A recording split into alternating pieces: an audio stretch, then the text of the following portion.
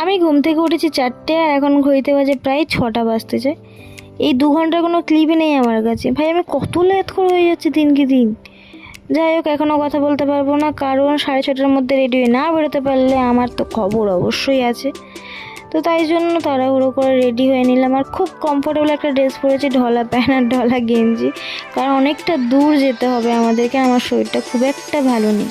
ভাই কত বছর পরেই সকালটা দেখছি, তোমাদেরকে আমি এক্সপ্লেন করতে পারবো না বন্ধু। তো তারপরে ঠাকুরকে প্রণাম করে নিয়ে আমাদের পক্ষীরাজকে নিয়ে আমরা বার হয়ে গেলাম। কোথায় যাচ্ছি সেটা তো তোমাদের কাছে অবশ্যই সারপ্রাইজ, আর আমার কাছে অবশ্যই, কারণ আমি জানি কোথায় যাচ্ছি, বাট আমি এর আগে কখনো যাইনি, তো তাই জন্য আর কি বললাম। আর সকালে বার হয়েছে, অবশ্যই কিছু না খেয়ে বেরোবো না, তাই দুজনে 1 কাপ করে চা নিলাম। আর খেতে খেতে মানে গল্প করতে গিয়েও ঝগড়া হয়ে গেল আমাদের, আমি লেট করে বার হয়েছি বলে। আমার সময়টা খুব খারাপ যাচ্ছে, তোমরা একটু কমেন্টে জানিয়ে তো কী করলে সময় ভালো যাবে। তো যাই হোক, আবারও রাস্তা দেখাতে দেখাতে হঠাৎই আমার মনে পড়লো, ভাই আমি তো ব্লগ করছি, আর আমার ব্লগে আমি আমার থোবড়া দেখাবো না?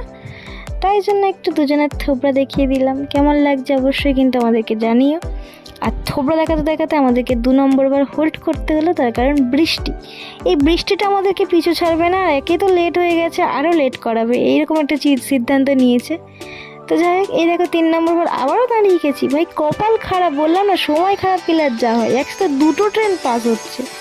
ভাই রে ভাই, কার মুখ দেখে সকালবেলা ঘুম থেকে উঠেছিলাম আমি নিজেও জানি না। আর একটু ভালো করে আমার থোবড়াটা দেখে নাও। আর মাথায় খটখটে রোদ, আর এত সুন্দর একটা রাস্তার ভিউ নিতে নিতে যাচ্ছিলাম। কোথায় যাচ্ছি সেটা জানার জন্য অবশ্যই আমার চ্যানেলটা সাবস্ক্রাইব করে পাশে থাকতে হবে।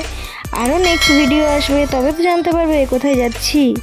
তো চলো, আজকের ভিডিও এই পর্যন্ত। ততদিন ভালো থেকো, সুস্থ থেকো, দেখা হবে নেক্সট ভিডিওতে। আজকের মতো বাই।